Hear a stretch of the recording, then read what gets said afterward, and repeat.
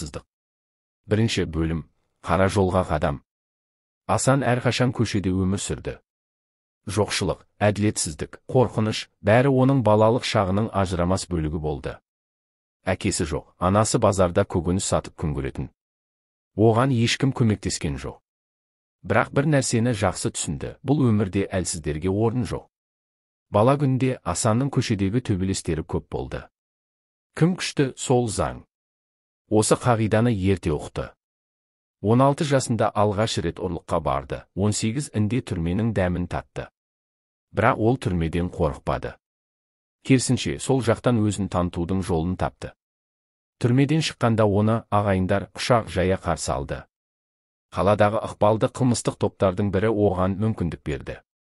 Жігіттің аты жігіт деген қағидамен ол сенімге кіре бастады. Алғашында қарапайым тапсырмалар, борышкерлерден ақша жинау, базардағы саудагерлерден қорғау ақысы алу, кейде тәртіп орнату. Асан үшін бәрі жай ғана бизнес сияқты көрінді. Бірақ шын мәнінде бұл ойынның өз ережелері бар еді. Ол сол ережелерді ұмытпауы тиіс болатын. Жаңа деңгей, үлкен ойын. Күндердің бір күнде оны топтың бастығы Қайбар шақырды. Қайбар қаладағы ең ықпалды қылмыскерлердің бірі, аты шыққан, сөзі өтімді адам. Оның көзқарасы суық, әр сөзі салмақты. Асан, сен жаман бала емессің деді Қайбар салмақты үнмен. Біз саған сеніп жүрміз. Енді сен бізбен бірге үлкен іске кірісесің. Қандай іс? Деп сұрады Асан. Ақша мәселесі. Сен біздің жігіттермен бірге жүресің. Жүк бар. Оны ешкім көрмеуі керек. Түсіндің бе? Асан басын изеді. Ол бұл іске қалай кіріп кеткенін өзі де байқамады. Бұл енді базардағы саудагерлерден ақша жинау емес. Бұл басқа деңгей еді. Қауіпті сапар. Түн қала шетінде қара түсті джип тоқтады. Ішінде Асан, екі жігіт, және артқы орындықта үлкен қара сөмке. Көлікті баяу жүргіз деді жанындағы Руслан. Бұл не?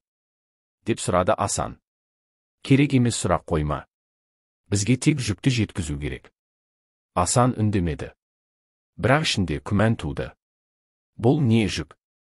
Не үшін бұлай құпия? Бірақ қылмыс әлемінде көп сұрақ қойған адам ұзақ жүрмейді. Көлік қала шетіндегі қоймаға келіп тоқтады. Сол сәтте кенеттен жарық жанды. Арттарынан екі көлік келді. Түк түсінбеген Асанға Руслан сыбырлады. Жігіт, сабыр. Бұлар бізге келді. Асан бұл сөзге сенді. Бірақ қателесті.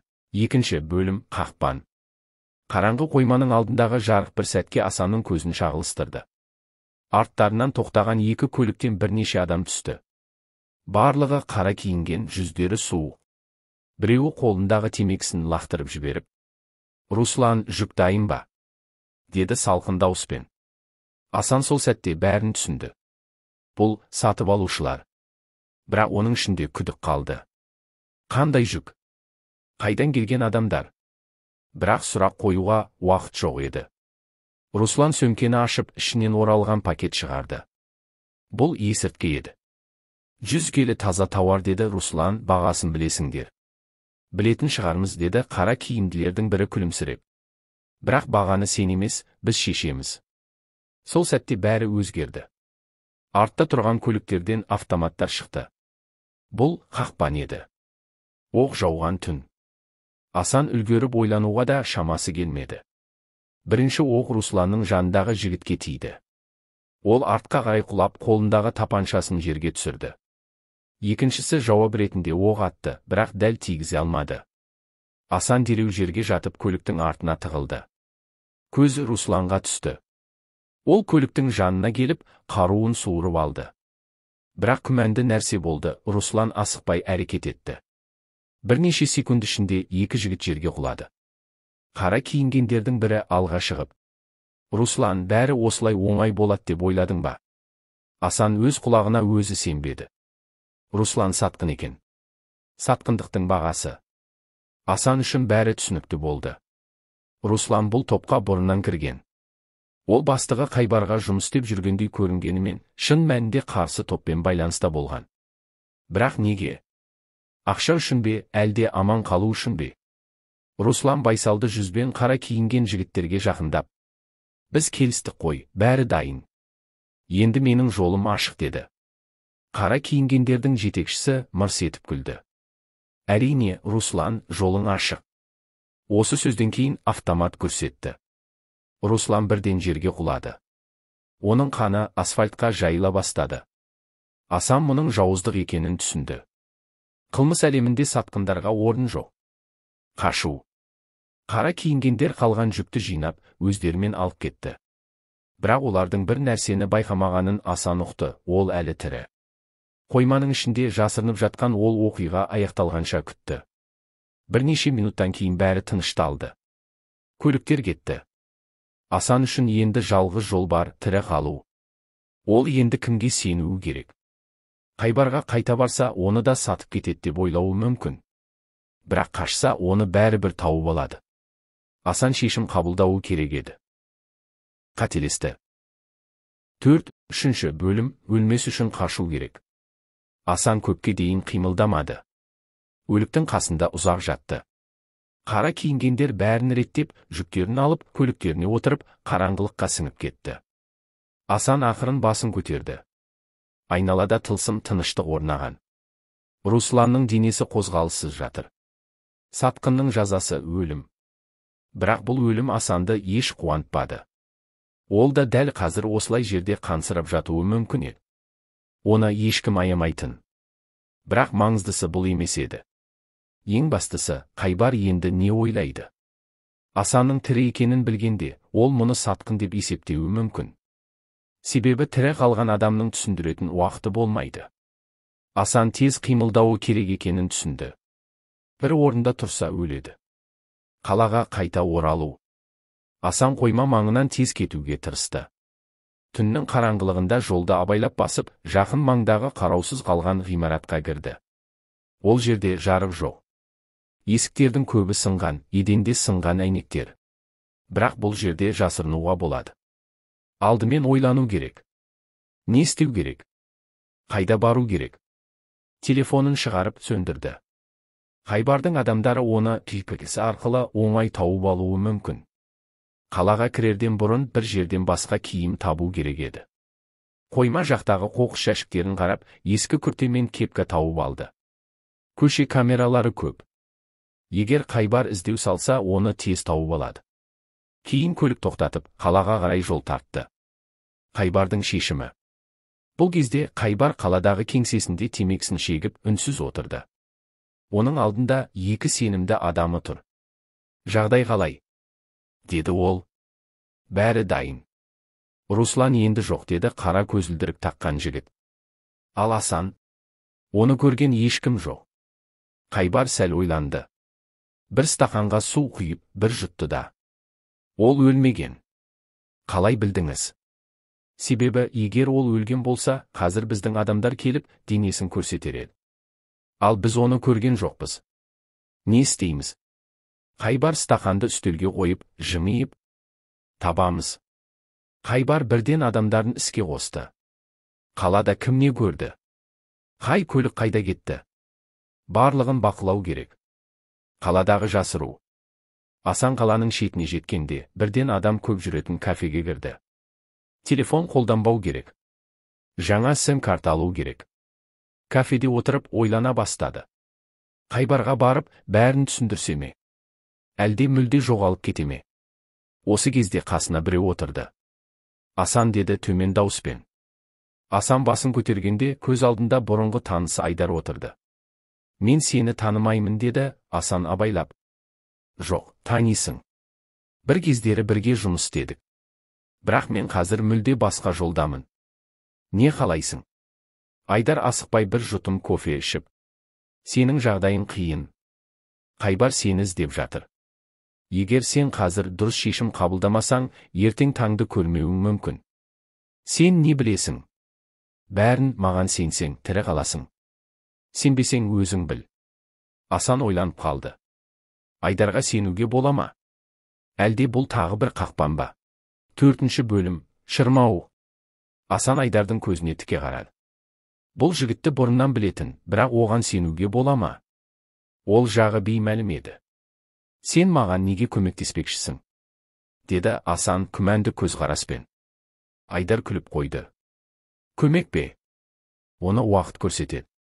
Сенің тек бір ғана амалың бар, менен басқа ешкімге сенбеу. Асан ойланып қалды.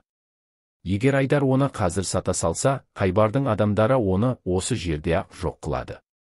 Бірақ басқа амалы бар ма? Айдар телефонын шығарды да үстелдің үстіне қойды.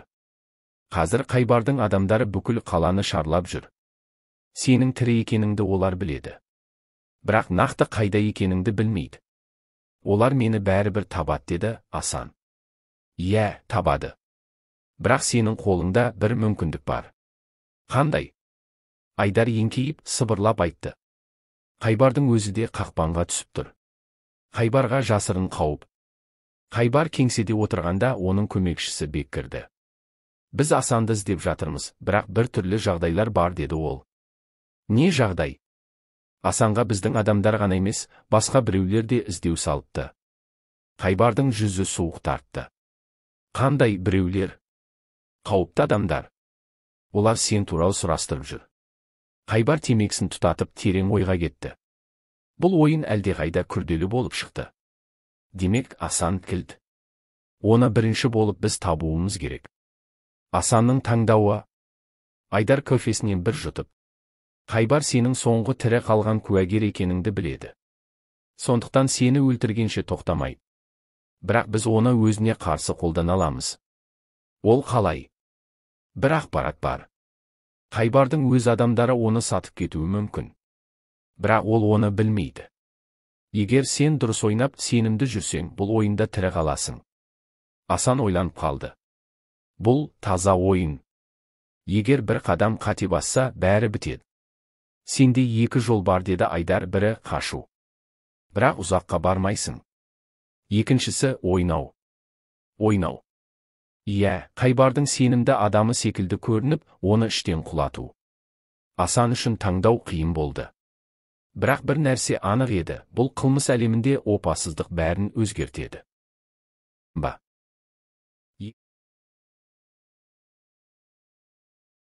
5 бөлім. Екі оттың ортасында. Асан Айдардың сөздерін тыңдап отырып, ішіндегі күмәнді жеңе алмады. Бұл ойын тым қауіпті. Менің басқа таңдауым бар ма? Деді ол, көзін тайдырмай. Әрқашан таңдау бар, деп күлімсіреді Айдар, бірақ сен қайсысын таңдайсың? Қашу ма, әлде шайқас па? Асан терең дем алды. Қашқан адам ұзаққа бармайды. Егер шынымен біреуді құлатқың келсе, оның ішінен үру керек. Егер мен ойнайтын болсам, жоспар қандай? Айдар жеңіл күрсінді. Қайбар сенің өліміңді қалайды, бірақ сен оған өзіңді қажет ететіндей себеп беруің керек. Қалай? Ол сенің бізбен байланысың бар екенін білмеу керек. Сен оның көзіне қайтадан сенімді адам ретінде көрінуің тиіс. Қайбардың күдігі. Бұл уақытта Қайбар кеңседе үстел басында отырды. Бек есікті ашып кірді. Жаңа ақпарат бар. Тыңдап тұрмын. Асан қаладан кетпепті. Ол осында біреумен кездескен. Қайбар күліп жіберді. Демек, ол өзіне сенімді. Иә. Оны бақылаңдар. Бірақ асықпаңдар. Ол кімге сенеді, кіммен сөйлеседі, бәрін біліңдер. Түсіндім. Қайбар креслоға шалқая отырып терең ойға кетті. Егер Асан шынымен сатқын болса, неге қашпады? Ол бір нәрсе жоспарлап жүр. Жалған сенім. Асан көліктің ішінде Айдармен бірге қалаға оралды. Мен Қайбарға өзімнің әлі де сенімді екенімді көрсетуім керек, деді ол. Бірақ абай бол. Олар саған сенбеуі мүмкін. Бұл үшін бір нәрсе керек. Не? Асан ойға шомды. Егер Қайбарға шынымен сенімді екенімді дәлелдегім келсе, оған құнды ақпарат беруім керек. Бірақ қандай? Мен онымен өзім сөйлесемін, деді Асан. Бұл қауіпті. Иә, бірақ басқа жол жоқ. Асан телефонын шығарып, жаңа сім-картаны салып, Қайбардың нөмірін терді. Бірнеше секундтан кейін таныс дауыс естілді. Мен сені тыңдап тұрмын, деді Қайбар суық дауыспен. Кездесейік, деді Асан. Неге? Саған бір маңызды нәрсе айтуым керек.